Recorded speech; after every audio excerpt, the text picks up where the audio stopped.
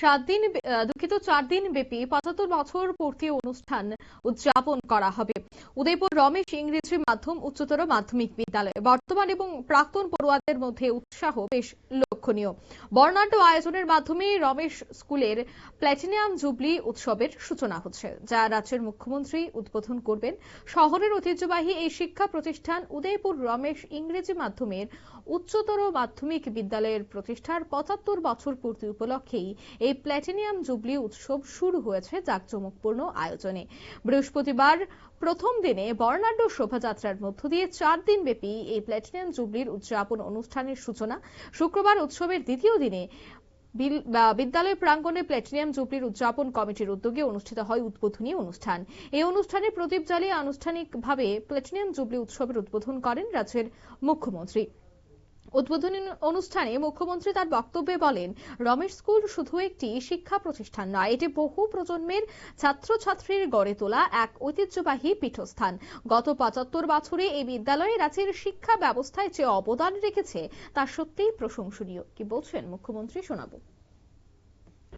যেমন আমাদের Tripura board of secondary education, আমাদের এখানে কি আছে, আমাদের ত্রিপুরার যার যার রাজ্যে তার যে এখানে কালচার, তাদের যে ইতিহাস, তাকে কিন্তু ইনকর্পোরেট করতে হবে।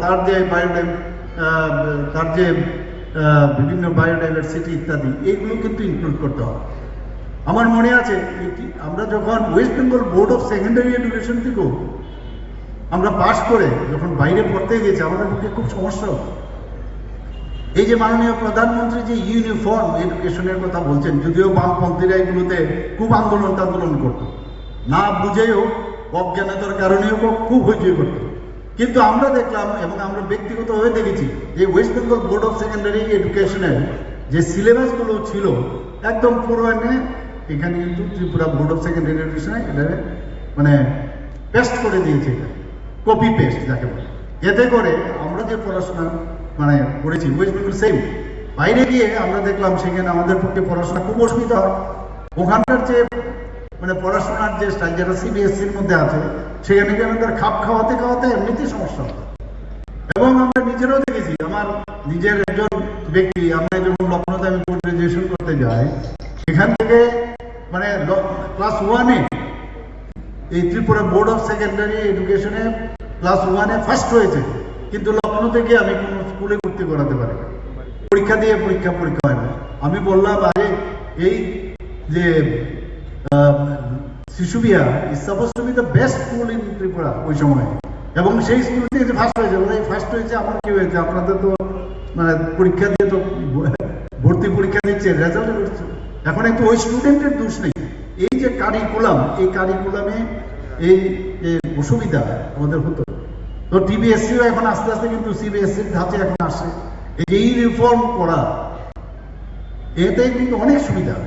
তা আমি ওনাদেরকে বলেছি, এই ধরনের সিবিএসসি হোক, আইসিএসসি হোক, বা ইন্টারন্যাশনাল বোর্ডে হোক, ওপেন স্কুলিং হোক, যেগুলো ভালো যে তাদের যে কারিকুলাম, সেগুলো যাতে ইনকর্পোরেট করে, তাতে করে আমাদের ছেলে মেয়েরা বাইরে গেলে তাদের যাতে অসুবিধা না হয়।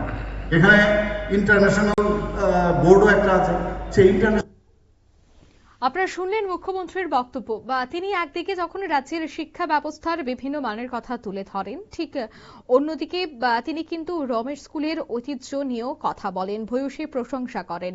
বিদ্যালয়ের প্রধান শিক্ষক তথা প্ল্যাটিনাম জুবলির উদযাপন কমিটির চেয়ারম্যান প্রদীপ কুমার চক্রবর্তী স্বাগত ভাষণে বিদ্যালয়ের ৭৫ বছরের গৌরবময় ইতিহাস, সাফল্য এবং ভবিষ্যৎ পরিকল্পনা সম্পর্কে আলোকপাত করেন। নিয়ে নিচ্ছে ছোট্ট একটি বিজ্ঞাপন বিরতি, সঙ্গে থাকুন।